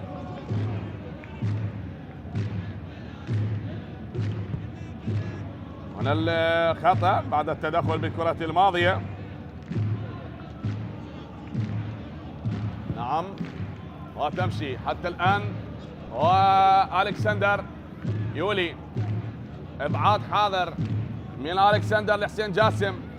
حمزة يحاول والابعاد خلاص، تحضير، وصلت الحارس وسام محمد. عدة مواجهات ما بين الحدود وكربلاء. العميد هل يعود لكربلاء؟ نعم، على بعد 200 كيلو ما بين كربلاء وواسط وبملعب الكوت، وكذلك تقريب نفس المسافة ما بين بغداد وواسط. عادت بوسط الملعب، والتسديدة رائعة من سامي هين، كاد أن يضيف الهدف الثاني لنادي كربلاء بتسديدة جميلة ومثيرة لنادي كربلاء عن طريق اللاعب سامي هين. سدد بقوة ويبحث عن هدف ثاني بقمة المباراة. عادت للاعب. هناك نقله من عبد القادر طارق، لكن بابا موسى ابعدها من بابا تصل لسجاد. سجاد محاوله هناك من سجاد احمد بالقميص رقم 17، وهذا هو داكوستا بعد الاعتراض على قرار حكم المباراه. تستمر نديه اللقاء. جماهير العميد الحاضره مؤازره للعميد الكربلائي في قمه هذه المباراه. نادي كربلاء هذا النادي الذي تأسس عام 1958، حقق العديد من الانتصارات، وكذلك أيضا مدينة الهداف التاريخي صاحب عباس لاعب كربلاء السابق ومشرف الفريق الحالي لنادي كربلاء. كذلك نادي كربلاء بطل دوري الدرجة الأولى لموسم 2002-2003. ذكرنا حقق المركز الثامن في الدوري العراقي لموسم 2022-2023 وبنفس المركز الثامن، وبموسم 2004-2005 كذلك احتل المركز الثامن من ترتيب الدوري العراقي. هذه أهم توصل إليها نادي كربلاء بوصوله لهكذا مراكز متقدمة، ولعب 4 مباريات، فاز بواحدة، تعادل ب2، خسر 1، يسجل 7 أهداف، استقبل الشباك 6 أهداف برصيده 5 نقاط. هل يقفز في هذه المباراة ب8 نقاط أم يبقون حبايب ويتقاسمون نقاط هذه المباراة؟ ألكسندر يولي، جول جول جول، لا لا لا، وصلت لحضان الحارس وسام محمد، كادت أن تكون في المرمى من اللاعب عبد القادر طارق. شاهد هذه التمريرة وهذه التسديدة، وألكسندر يولي، وهنا من عبد القادر طارق، وكانت هناك مطالبة بلمسة يد. هل فيها قرار لحكم المباراة؟ لا، ما فيها شيء. استمرت المباراة واستمرت الآن ندية اللقاء. تعود من منتظر، هنا الإبراهيم في وسط الملعب، ماشية لباقر عطوان، وصافرة حكم المباراة، والخطأ في وسط الملعب لمصلحة نادي كربلاء. تعود تحت اقدام اللاعب، هذا هو حمزة عبد الحسين، يلعبها منتظر، عادل، جول، لا لا لا لا لا لا، مرت من تحت الاقدام لكنها لن تدخل المرمى. منتظر عادل وفي شباك الجانبية يتحصل على ركنية.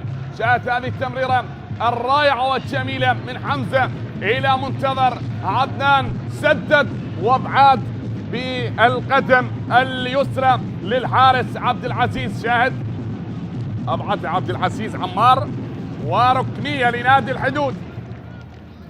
نادي الحدود على التنفيذ لهذه الكرة الثابتة والركنية للكتيبة الحمراء. هذا إبراهيم غازي يحتك مع مدافعين نادي كربلاء ويريد أن يخادع المدافعين، والكرة بالراس بعيدة يا ألكسندر يولي. هذا المدافع ياخذ مكان المهاجمين ويرتقي بصعود جميل، وغادرت الكرة الماضية براسية اللاعب ألكسندر يولي. توجيهات الكابتن حيدر عبودي. نلعب الدقيقة 53 من أحداث الشوط الثاني لهذه المباراة ضمن مباريات دوري نجوم العراق. باقر محمد يحيى من محمد، تعود لحمزة عبد الحسين. حمزة هذه للأمام، انقطعت من حسين جاسم، عادت لحسين جاسم لباقر عطوان، عادت من باقر نوفون، من نوفون لبابا موسى. بابا موسى يلعبها طويلة بالراس من بابا لألكسندر، يترك الكرة لوسام محمد. وسام محمد، يا وسام محمد، ملعوبة للأمام من وسام محمد، تستمر طويلة، وأسلوب الكرات الطويلة المتبادل لدى لاعبي الفريقين. هناك صافرة لحكم المباراة وراية المساعد رفد كريم. هذا التدخل ما بين اللاعب سجاد أحمد واللاعب الأسمراني داكوستا. هذه المحاولة الإبعاد حاضر تتخلص، ركنية على ما يبدو لمصلحة نادي كربلاء. حسين جاسم أبعد الكرة الماضية، مثل الديوانية في الموسم الماضي، وللتماس جانبية لنادي كربلاء. هذا إبراهيم كوني، إبراهيم كوني، توجيهات اللاعب إبراهيم غازي مثل نوروز هذا اللاعب، واليوم مع نادي الحدود من إبراهيم كوني، والإبعاد بالراس تخلص ماشية الآن لنور المصطفى. من نور المصطفى عادت الكرة هناك باتجاه اللاعب سجاد أحمد، من سجاد أحمد الكرخ ونفط ميسان، لعب للكرخ ولنفط ميسان. سجاد عادت بوسط الملعب من محمد يحيى بوسط الملعب من الموريتاني، وتعود بوسط الملعب تحت اقدام اللاعب حسين جاسم، من حسين لمحمد يحيى، نقله اماميه الكسندر تمشي لكوني ابراهيم، وهنا تنقطع بابا موسى، ماشيه الكره منتظر عادل تتخلص من كوني ابراهيم لسامي هين، سامي هين وابعدت الكره لخارج ارضيه الملعب. سامي هين صاحب الهدف الاول في الدقيقه الرابعه، وهذا علي محسن صاحب هدف التعادل بالدقيقة 21، واحد من المواهب بصفوف نادي الحدود. نعم أحبتي، ما زلنا ننتظر شاهد بعد الاشتراك بقوة ما بين اللاعب سامي ومنتظر هذا الإبعاد ببراعة من الحارس.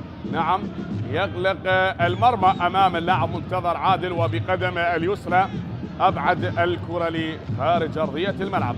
في وسط الملعب تمريرة ماشية الآن، رضا فاضل من رضا لنور المصطفى، نور مرت الكرة يا نور هناك لمصطفى راضي لنور المصطفى، من نور المصطفى تنقطع وتعود تمشي بأقدام حسين جاسم بوسط الملعب، حاول انقطعت عاد سامي تمشي من نور المصطفى، نقلة أمامية بأقدام لاعبي نادي الحدود، ارتدت وعادت من باقر عطوان، يحاول عطوان تمريرة للأمام من عطوان والابعاد بابا موسى لسامي هين بالراس، وبوسط الملعب رضا فاضل يلعبها باتجاه اللاعب نور المصطفى، لكن هنا اللاعب حسين جاسم قريب، حسين جاسم يتلاعب باعصاب اللاعب نور المصطفى حتى شتت الكره وابعدها عن مرمى فريقه. تعود لباقر عطوان، يتراجع باقر، يتحصل على خطأ في وسط الملعب بعد الاحتكاك بقوة من اللاعب رضا فاضل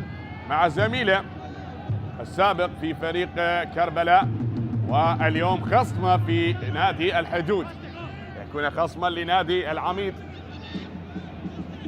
سجل العديد من الأهداف في الموسم الماضي مع نادي كربلاء، ومن أجمل الأهداف لمصلحة العميد الكربلائي. هذه بوسط الملعب تتخلص خاطئة، محاولة داكوستا يحاول، ضاعت وهناك راية المساعد. غادرت أرضية الملعب سلامة اللاعب إبراهيم غازي، وكذلك هناك دكة للمدرب عادل نعمة، هناك حسين جبار، حسين عبد الواحد، ومحمود أحمد، وعلي كريم، وأسماء كبيرة، محمد جمعة، علي كريم حسين، وعلي كريم الشويلي، وعباس نعمة، وفوستين. أكيد ستكون هناك تغييرات، هذه واحدة من تغييرات المدرب حيدر عبودي. سجاد رعد وعبد القدوس علي، عبد القادر يترك أرضية الملعب، واشراك اللاعب سجاد رعد.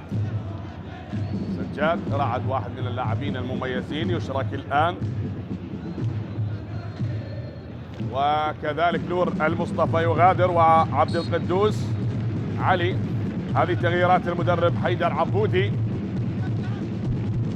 ياخذ مكانه سجاد رعد من اللاعبين المميزين في صفوف نادي كربلاء. لهذا اللاعب سبق لسجاد مثل نفط ميسان، وللموسم الثاني مع نادي كربلاء تلعب طويلة، وصلت للحارس عبد العزيز عمار، طويلة من عبد العزيز، ماشي يا عبد العزيز لتصل الكسندر يولي، رد الكرة باسلوب عنيف، ابعدها عالية خارج ارضية الملعب حتى تصل هناك باتجاه اللاعب سجاد احمد. التماس تلعب بوسط الملعب من ابراهيم غازي، ومحاولة من علي محسن لنادي الحدود، محمد يحيى من محمد تمشي لألكسندر والعرضية بالراس، الآن منتظر جول، لا ضاعت كرة الهدف الثاني، تضيع كرة الهدف الثاني ضاعت على نادي الحدود للمرة الثانية من اللاعب منتظر عادل. خلاص هناك من لا يطيق الانتظار يا منتظر، هناك من لا يطيق الانتظار يا منتظر. ضاعت الكرة الماضية. تستمر هذه النتيجة لهذه المباراة بهذا الأداء الممتع. الحدود حتى الآن يشكل خطر على دفاعات ومرمى نادي كربلاء بهجمات المرتدة وبمحاولات الركنية. تلعب هو بالراس طويلة أبعدت، هذا منتظر عادت لكن بوسط ملعب سجاد. ماشي الكرة بأقدام اللاعب رضا فاضل. رضا مرت من رضا وبوسط الملعب من سجاد للبديل يلعبها بوسط الملعب. تتهيأ الكرة لعبد القدوس علي. عبد القدوس علي يسدد البديل وبأيادي الحارس وسام محمد. يد الحارس سهلة، وصلت الحارس وسام محمد. تصل كرة اللاعب عبد القدوس علي وبوسط الملعب تعود من جديد. هذه من بابا موسى وهناك كوني إبراهيم عبد العزيز عمار بالراس. تمشي الآن باتجاه اللاعب سجاد لمصطفى راضي. صابرة حكم المباراة وبطاقة صفراء. بطاقة صفراء على اللاعب محمود الضير. عودة يتلقى البطاقة الصفراء في المباراة. نحذر من ارتكاب الأخطاء حتى لا نشاهد البطاقات الملونة في هذه المباراة.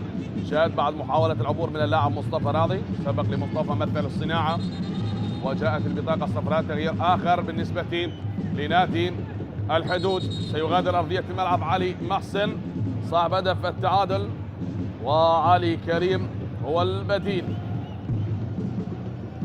علي محسن من عدل نتيجة المباراة بهدف جميل، بهدف مثير ورائع جدا لهذا اللاعب. الدقيقة 21 من أحداث الشوط الأول. الآن يترك أرضية الملعب. يشرك اللاعب علي كريم الشويلي. تلعب طويلة، وكذلك هناك لاعب آخر علي كريم حسين أيضا بصفوف نادي الحدود. هذه عادت من جديد. محاولة عبد القدوس يتراجع بهذه الكرة من عبد القدوس، يحاول المرور من بين اثنين من اللاعبين لكنها سهلة يا عبد القدوس. وصلت الحارس وسام محمد. من وسام ملعوبة الكرة لحسين جاسم. حسين جاسم يحاول لمنتظر عادل. منتظر عادل، وهنا صافرة لحكم المباراة. صافرة لحكم المباراة الدكتور واثق محمد، ومن يضبط هذا اللقاء لقمة مباراة اليوم الحدود أمام كربلاء. بعد ما شاهدنا تكتيك المدرب حيدر عبودي وزج باللاعب سجاد رعد واللاعب عبد القدوس، هل ستتغير نتيجة المباراة أم ستبقى ندية اللقاء بالتعادل ما بين الفريقين بهدف لمثله ويتقاسمون نقاط هذه المباراة؟ عدت وهنا الإبعاد في حال إذا حقق الفوز في هذه المباراة نادي كربلاء فأكيد سيقفز للمركز الخامس ويكون برصيد 8 نقاط. عادت من جديد، وفي حال إذا كانت نتيجة المباراة لنادي الحدود وبرصيد 7 نقاط فأكيد سيقفز للمركز الرابع. لكن بعد فوز الطلبة بهدفين وفوز نادي نفط ميسان، وأيضا هنا مباراة اليوم تبحث عن هدف آخر، تبحث عن نقاط 3 لقمة هذه المباراة ولقاء الحدود وكربلاء. ألكسندر يولي أبعد الكرة الماضية. ألكسندر يولي أكثر من 6 محترفين من جنسيات أخرى في هذه المباراة. تلعب سنغالي، كوتيفواري، أفريقي، نيجيري وكاميروني بتشكيلة الفريقين. عادت من جديد، نوهنا بالأمس وكذلك كما ذكرنا عدد اللاعبين المحترفين في دورينا وصل إلى 97 لاعب. من مختلف الجنسيات المحترفين في الدوري العراقي الدوري نجوم العراق عفوا. عادت بوسط الملعب، هذه محاولة نوفون يلعبها للأمام وبالراس ارتدت هنا لتمشي بأقدام اللاعب كوستا، يحاول العبور لنادي الحدود مرة داكوستا تمشي تعدي من البديل، يحاول علي كريم هل يكرم كربلاء بهدف ثاني بهذه المباراة ويأتي الإبعاد من بابا موسى يتخلص من سامي طويلة بوسط ملعب السجاد رعد، عادت بالراس من سجاد وتمشي تحت أقدام اللاعب محمود خضير. محمود باتجاه اللاعب حمزة عبد الحسين لمحمد يحيى، عادت من محمد يحيى هناك لمحمود، من محمود تعود لعلي كريم نعم يحاول الجناح الأيمن لنادي الحدود لكن انقطعت ويأتي الإبعاد من إبراهيم كوني. هيا هذه الكرة عبد القدوس لسجاد رعد، سجاد رعد يحاول العبور، رضا فاضل مرة أخرى يا رضا، هذا عبد القدوس علي وتلعب من سامي لكوني إبراهيم يلعب الكرة عرضية وبالراس ألكسندر يولي يرفض كرة اللاعب ألكسندر، يرفض كرة كوني إبراهيم، يعيدها كوني إبراهيم يعيدها لبابا موسى، وبابا موسى أعاد هذه الكرة للاعب نوفون ضاعت خارج أرضية الملعب. سجاد أحمد من سجاد أحمد وبوسط الملعب بتمريرة ألكسندر يولي يقف شامخا ويبعد كرات كربلاء، يتحدى بهذه المباراة كأنه يحدث لاعبي نادي كربلاء ويقول لا مرور ولا عبور، يمنع العبور أمام هذا السد المنيع للكرات الطويلة التي تأتي من جانب لاعبي نادي كربلاء. نرفض جميع الكرات ونريد الحفاظ على النتيجة ونبحث عن هدف تقدم ونقطف النقاط الثلاثة. فهل سينجح الحدود يبقى محافظا على حدوده بما أن هناك حرس الحدود يقفون على خط الدفاع أمثال اللاعب ألكسندر وحمزة وحسين جاسم، يقدمون مباراة جميلة ويمنعون عبور الكرات والهجمات المرتدة بعد التدخل بالكرة الماضية من ساميين مع اللاعب باقر عطوان، يتحصل على خطأ بوسط الملعب لمصلحة نادي الحدود. شاهد ثابتة بوسط الملعب لنادي الحدود من اللاعب حمزة عبد الحسين، والكرة بالراس محاولة من منتظر وتعود هذه المرة علي لباقر عطوان، انقطعت عبد القدوس علي من عبد القدوس ماشي لمحمد يحيى ما فيها شيء، حكم المباراة يطلب استمرارية لعب، تمريرة ذكية لمنتظر عادل لكن وصلت للحارس عبد العزيز يتركها برا الملعب من محمد يحيى. مرر كرة جميلة والمحاولات هي مستمرة في قمة هذه المباراة ما بين الفريقين، واحد لنادي الحدود واحد لنادي كربلاء. وفي الشوط الأول نحن نلعب بالدقيقة 68 أحبتي، والتعادل مستمر ما بين الحدود وكربلاء، تبادل هذه الهجمات والتوغل. وهنا محاولة من سجاد تمشي تحت أقدام اللاعب رضا فاضل انقطعت وحكم المباراة يطلب الاستمرارية في هذه الكرة لكن الإبعاد حاضر. سلامة اللاعب رضا فاضل، ذكرنا 11 لقاء أو 11 مواجهة جمعت 13 مواجهة جمعت الفريقين. فاز نادي كربلاء حقق الفوز ب6 مواجهات، والحدود حقق الفوز ب4 مواجهات، حضر التعادل ب3 مواجهات، مرة واحدة حضر التعادل سلبا من دون أهداف، ومرتين التعادل إيجابي، مرة 1-1 ومرة لهدفين. بالنسبة لنادي كربلاء فاز بموسم 2014 2 1-0 يوم سجل اللاعب كريم ولم الهدف الوحيد بتلك المباراة التي جمعت الحدود وكربلاء.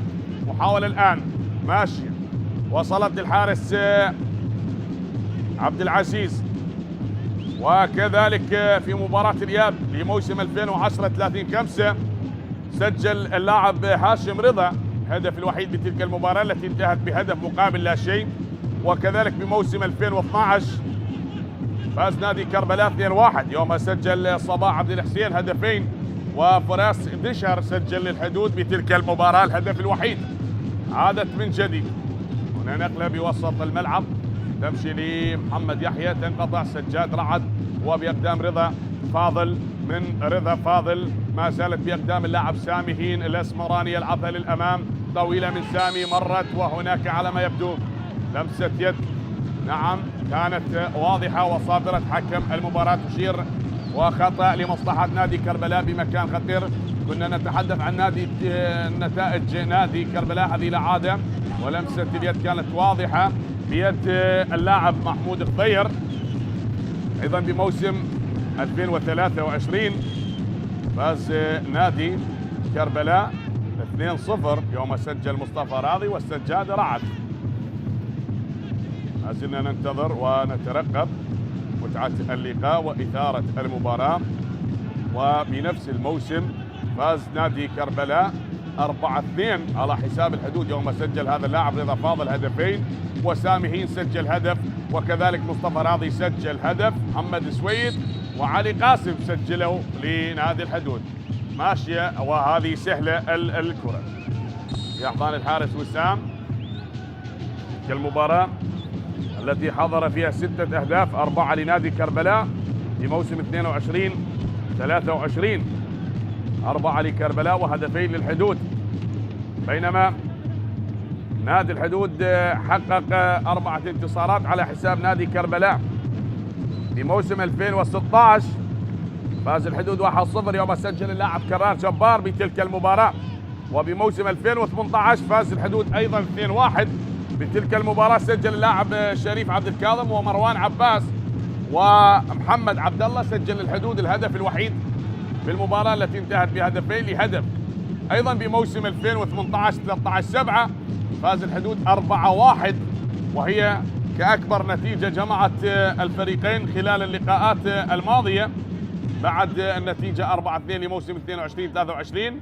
هذه نتيجة 2018 4-1 كأكبر نتيجة تجمع الفريقين، يوم سجل لنادي الحدود علي حسين سجل هدفين، وحيدر علي وزيد مهدي بتلك المباراة هذه ال4 أهداف، وأحمد رضا سجل لنادي كربلاء.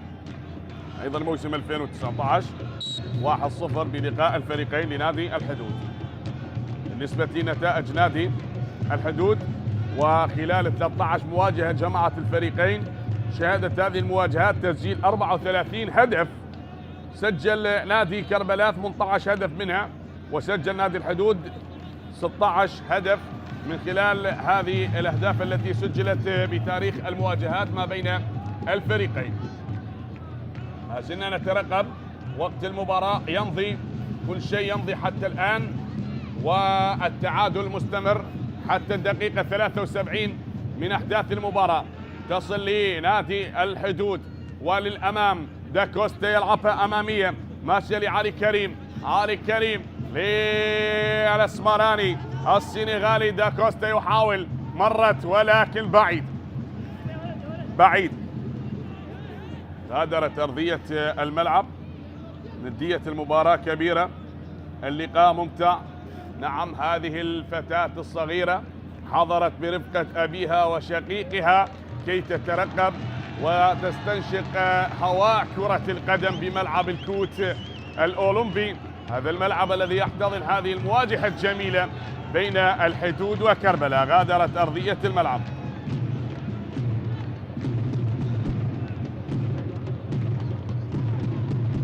عبد العزيز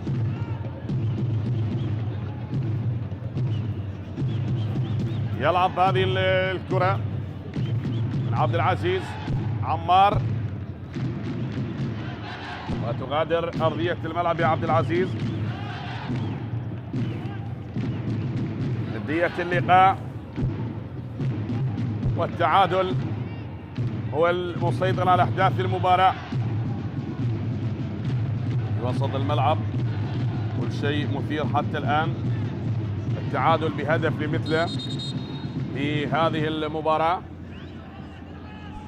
نادي الحدود حقق الفوز في مباراتين خلال 4 مباريات لعبها، وتعادل بمباراة، خسر مباراة واحدة، سجل 5 أهداف، واستقبل الشباكة 3 أهداف برصيد 7 نقاط.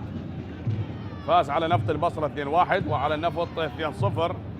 نقلة سريعة لكن انقطعت من دفاعات الحدود، وتمشي بأقدام السنغالي داكوستا.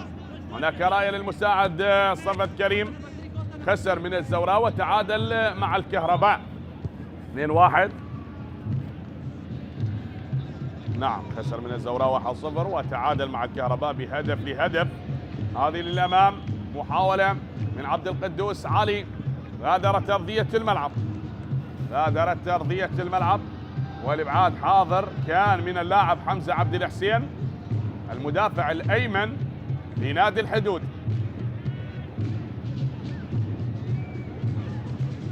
عادت بوسط الملعب، ماشية للأمام بالوسط، ومحاولة من منتظر يلعبها لتصل هناك باتجاه المدافعين لكن انقطعت. تعود لنادي كربلاء، أقل من ربع ساعة متبقي على نهاية الوقت الأصلي للمباراة أحبتي، وما زلنا ننتظر هل يكون هناك هدف بهذه 14 دقيقة المتبقية على نهاية الوقت الأصلي. هذا عاد الوقت الإضافي، مرت للأمام، منتظر، هذا إبراهيم غازي، والبحث عن رفيق من إبراهيم يلعبها، والآن ربما بهذه الكرة والتسديدة من علي كريم. ارتدت يا علي لباقر عطوان فنان من هكذا أماكن يسدد. نعم، باقر عطوان من وسط الملعب وهو يجيد التسديدات بهكذا أماكن، وابن هذه المدينة من واسط من الكوت باقر عطوان. بعد التسديدة على ما يبدو سيشرك اللاعب داوودة. هذا سامي هين شاهد المرور، وهذه الإعادة للقطة الهدف الجميل الذي سجل في الدقيقة 4، الهدف الأول في المباراة من لاعب سامي هين لنادي كربلاء. الآن اللاعب نوفون ترك أرضية الملعب، وإشراك اللاعب داوودة بالقميص رقم 9 بدلا من اللاعب نوفون. ومحاولة العبور الآن محمد يحيى بهذه الكرة من السنغالي، انقطعت داكوستا، وعادت لسامي بوسط الملعب. سامي هين يحاول دوران لهذا اللاعب الأسمراني يلعبها، بينما ألكسندر يولي يقطع الطريق وتعود الكرة مرة أخرى. منتظر عادل، ماشي من كون إبراهيم لسامي، سامي يلعبها بوسط الملعب، من سامي اللمسة الأولى، داوودة ماشية هناك باتجاه سجاد رعد، سجاد تمريرة ذكية جميلة، وصلت لا قريب حمزة عبد الحسين، قريب حمزة، لكن التمريرة جميلة، تدرس هكذا تمريرات رائعة. وبعد اللمسة الأولى للاعب داوودة تشكل خطر على دفاعات فريق نادي الحدود. على ما يبدو سيشرك محمد جمعة في هذه اللحظات. نتابع نشاهد ما تبقى من أحداث المباراة، شاهد بذكاء، بفن، بلمسة رائعة جدا من اللاعب سجاد مررها. والآن المنتظر وتعود، يلا لنادي الحدود بهذه التسديدة، تصل من محمود، والإبعاد يأتي من دفاعات كربلاء. عادت مرة أخرى لفرسان الحدود، والعرضية من مكان بعيد مرت في الشباك الجانبية بتسديدة اللاعب إبراهيم غازي. سدد من مكان بعيد إبراهيم غازي، وغادرت أرضية الملعب. ندية المباراة كبيرة. داكوستا على ما يبدو سيترك أرضية الملعب، واشراك اللاعب محمد جمعة في هذه اللحظات. نعم، شاهد هذه التسديدة من إبراهيم غازي، سدد ولكن بعيدة على المرمى في الشباك الجانبية للقائم الأيسر. داكوستا السنغالي يترك ارضيه الملعب واشراك اللاعب محمد، ومحمد يحيى ايضا يشرك اللاعب حسين جبار. حسين جبار صاحب الرقم 13 هو البديل عن كابتن الفريق. الوقت يمضي، كل شيء يمضي، العد التنازل يبدأ للمباراة، وتستمر ندية اللقاء للحدود بهذه المحاولة، بهذا العبور، بهذا المرور، وصافرة حكم المباراة.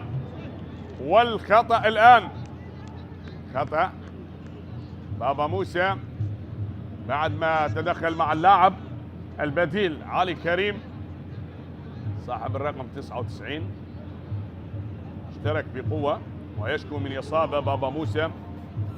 وأيضا علي كريم يتحصل على خطأ بمكان خطير. هل يستفيد الحدود من هكذا كرات بهكذا أماكن ويعيد التقدم لنادي الحدود بهدف ثاني ويخطف النقاط الثلاثة بهذا الوقت المتبقي من المباراة؟ نترقب، نشاهد، ممكن من خلال الكرات الثابتة بعد ما حاول جميع لاعبي الفريقين بصناعة الهجمات والتوغل. تلعب الآن بالراس والعارضة، نعم، تحرم الحدود من الهدف الثاني. ضاعت وكادت أن تمزق الشباك، ونعم كادت أن تكسر القيود أمام الحدود. كادوا أن يكسروا القيود الحدود ويسجلون الهدف الثاني، لكن العارضة تقف في جانب الحارس عبد العزيز عمار بتسديدة رائعة وجميلة، بتسديدة رائعة ومثيرة. كرة تلعب للأمام، تعود الحارس عبد العزيز عمار، طويلة أمامية تصل للمدافع، أبعدت هنا بالراس، تتخلص، وخطأ لمصلحة البديل داودة. شاهد هذه الإعادة وتسديدة رائعة جدا، بينما العارضة تحرم رأسية اللاعب إبراهيم غازي من تسجيل الهدف الثاني. تحرم إبراهيم غازي من تسجيل الهدف الثاني لمصلحة الحدود.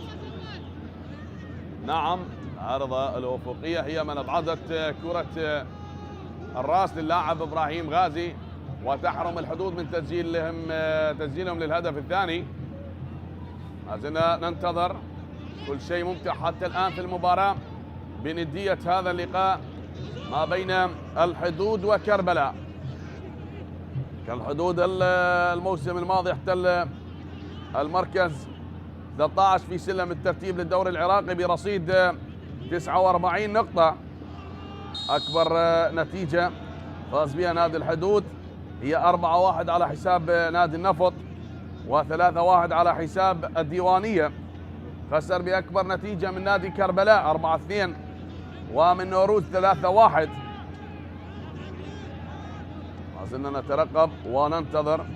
كذلك وصل لدور نصف النهائي في بطولة كأس العراق للموسم الماضي، خسر من نادي أربيل بهدف دون رد. عادت بوسط الملعب، بالابعاد ياتي من اللاعب بابا موسى، تتخلص وسامي هين يلعبها باتجاه اللاعب رضا فاضل. هذا رضا فاضل، تكون هنا التمريره من رضا تمشي لداوود. داوود يحاول للعميد، مرت الان العرضيه داخل منطقه الخطر، وكوني يحاول، كوني ماشيه من كوني، لا، هناك صافره، هناك صافره وخطا للاعب منتظر عادل.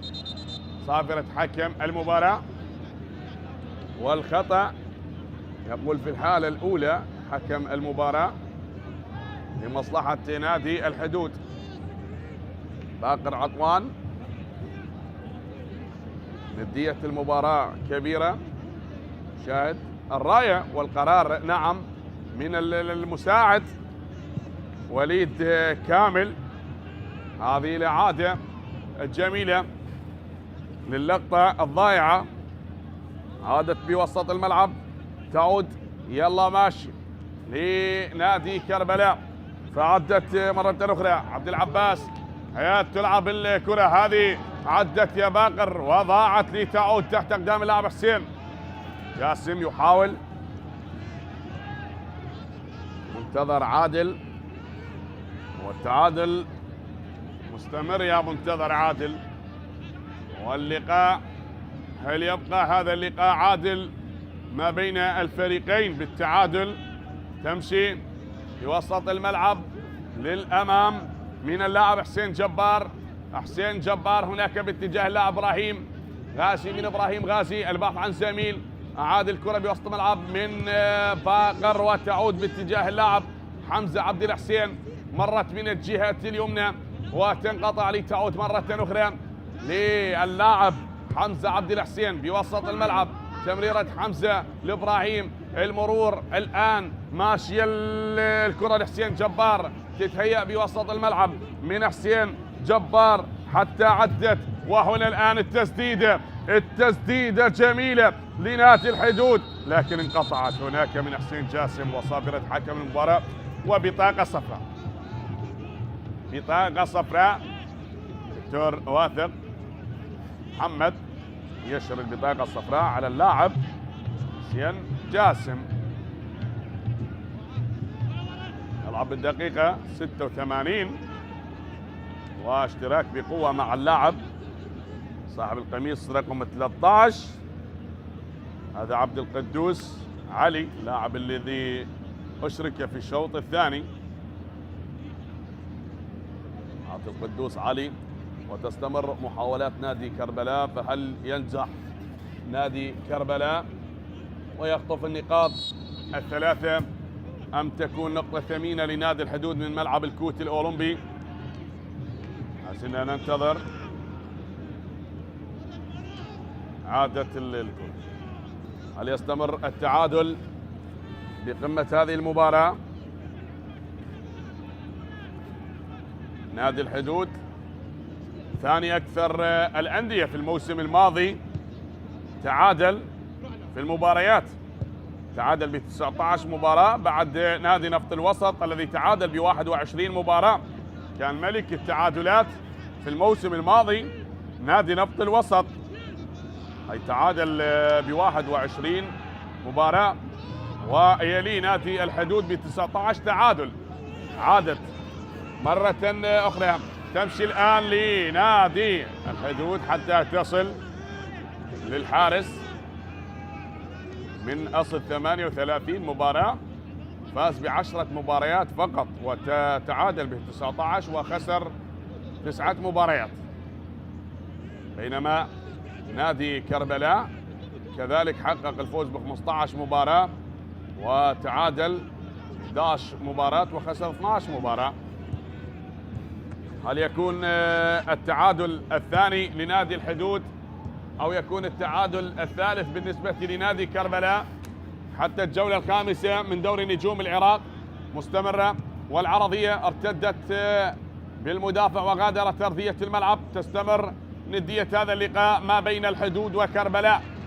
إبراهيم غازي، شاهد هذه الإعادة براسية إبراهيم غازي والعارضة الأفقية التي تحرم الحدود من تسجيل الهدف الثاني، واحدة من أجمل وأخطر الكرات التي وصلت لمرمى الحارس عبد العزيز عمار. بما يفكر عادل نعمة وبما يفكر المجتهد حيدر عبودي، تلعب للأمام بالراس من ألكسندر يولي، وصلت يا ألكسندر، تمشي من اللاعب علي كريم، وصلت من علي، محاولة لإبراهيم غازي، ارتدت وركنية مرور اللاعب إبراهيم غازي وعبور هذا اللاعب يحاول الوصول لمرمى نادي كربلاء من أجل كسب النقاط الثلاثة خارج أرضه، خارج الديار. هل ينجح ويسجل الهدف الثاني وتكون 3 نقاط لفرسان الحدود، أم العميد سيكسر القيود ويعيد المباراة بالتقدم لكربلاء؟ نترقب هذه الركنية لنادي الحدود، ثابتة لنادي الحدود. هناك كلام بين حكم المباراة والمساعدين، على ما يبدو هناك تغيير. سيشرك الآن اللاعب محمود أحمد. والركنية تنفذ، الكرة الثابتة تلعب والابعاد من عبد العزيز بقبضة اليد، لكن هناك صافرة تسبق الاشتراك ما بين الحارس واللاعب محمد جمعة. بعد التدخل بالكرة الماضية سيشرك اللاعب محمود أحمد، ويغادر أرضية الملعب إبراهيم غازي، هو من يترك أرضية الملعب بالوقت المتبقي من عمر المباراة. نلعب بالدقيقة 90، هذا عدا الوقت الإضافي. وكذلك يشرك اللاعب عباس عادل نعمة، هو عباس عادل نعمة، وأيضا منتظر عادل غادر أرضية الملعب، واشراك عباس عادل نعمة ما تبقى من الوقت للمباراة. إذن أحبتي سنلعب بالوقت الإضافي 5 دقائق وقت إضافي لنهاية المباراة. هل ينجح الحدود بهذه الدقائق الخمسة أم ستكون لأصحاب الأرض لنادي كربلاء ب5 دقائق تكون كافية لتسجيل هدف؟ من منهم سيضيف الهدف الثاني في المباراة بجعبة عبودي أم بجعبة عادل نعمة؟ ستكون النقاط الثلاثة أم سيعود كربلاء بنقطة لمحافظة كربلاء والحدود يعود للعاصمة بنقطة واحدة، وتبقى الأمور طيبة بين الفريقين ويتقاسمون نقاط هذه المباراة. عادت في وسط الملعب تمريرة من باقر عطوان تنقطع تمشي لنادي كربلاء تتخلص، وهنا من اللاعب علي كريم حتى وصلت لإبراهيم كوني إبراهيم ألكسندر يولي أضعتها من ألكسندر، تمشي تحت أقدام البديل حسين جبار، من حسين جبار لسامحين، ونقلة مرت هناك باتجاه اللاعب داوود لعبد القدوس، مر يا عبد القدوس، ماشي يا عبد القدوس، وهنا عدت الكرة لكن تستمر الندية حاضرة. مصطفى راضي مر راضي، عد يا راضي، انقطعت يا مصطفى راضي وغادرت أرضية الملعب. غادرت أرضية الملعب. حبايب كربلاء والحدود حبايب حتى الآن. داود على احتناب الكرة لسجاد رعد، سجاد رعد باتجاه اللاعب عبد القدوس، لكن خروج موفق للحارس وسام محمد. هذا هو المدرب عادل نعمة، ومصطفى راضي حاول لكن كانت عند الحارس وسام محمد. بعد هذه المحاولات بعد التوغل والتسديدات شاهدنا مراوغات وباصات قصيرة بأقدام اللاعبين، لكن الأهداف مفقودة في الشوط الثاني. فقط الهدف الأول جاء بالدقيقة 4 والهدف الثاني جاء في الدقيقة 21. سامحين سجل أول أهداف المباراة، وعلي محسن اللاعب اللي غادر أرضية الملعب في الدقيقة 21. وهنا الآن مستمرة داوود، هجوم مرتد لداوود يحاول يتلاعب الآن بأعصاب الدفاعات. هذه كرة الجول الثاني. لا يا سجاد رعد، لا يا سجاد رعد، داوود جلحاك روح سجل، لكن شاهد سجاد لن يعتني بالكرة الماضية. سجاد أضاع كرة الهدف الثاني على طبق من ذهب قدمها إلى اللاعب داوود، وبالآخر هذا ما لم يعتني بهكذا كرة فأكيد سيندم. كادت أن تضيف النقاط الثلاثة هذه الكرة الماضية. عادت من جديد. هنا البديل يمشي بهذه الكرة من محمود أحمد، عدت يا محمود لعلي كريم للحدود. هل يكرم كربلاء بثاني الأهداف؟ هل يفعل ما لم يفعله السجاد رعد بعد أن أضاع تلك الكرة الرائعة؟ الآن تمشي وللأمام داوود يحاول يخترق دفاعات الحدود داخل منطقة 18. هي بأقدام داوود جميلة، مرت والآن ما زالت الملاصقة مع داوود وتبعد. يحاول داوود، لكن وين المتابعة، وين المراقبة مع داوود وهذا اللاعب حسين جبار اللي شتت كرة اللاعب داوود بالكرة الماضية. العب بالأنفاس وبالثواني المتبقية من الوقت الإضافي. عادت تحت أقدام اللاعب حسين جاسم، هناك صافرة وخطأ. شاهد كلام ما بين الكابتن عادل نعمة والكابتن وليد كامل. مرور لهذه الكرة من اللاعب سجاد أحمد، تنقطع من سجاد لمصطفى راضي يلعبها من مصطفى والابعاد من الكسندر يولي. يلعب هذه الكرة للأمام الكسندر يولي، وصافرة حكم المباراة تعلن عن نهاية اللقاء بالتعادل لهدف. نعم، وبالآخر يتقاسمون نقاط هذه المباراة. كربلاء يعود لأرضه لكربلاء المقدسة بنقطة، والحدود يعود للعاصمة بغداد بنقطة ثمينة يخطفها من أصحاب الأرض. شكرا للفريقين، قدما مباراة جميلة، مباراة ممتعة. تقبلوا تحياتي، أنا محدثكم حسين السادي. نلتقيكم في يوم آخر ومباراة أخرى على بركة الله، والسلام عليكم ورحمة الله وبركاته.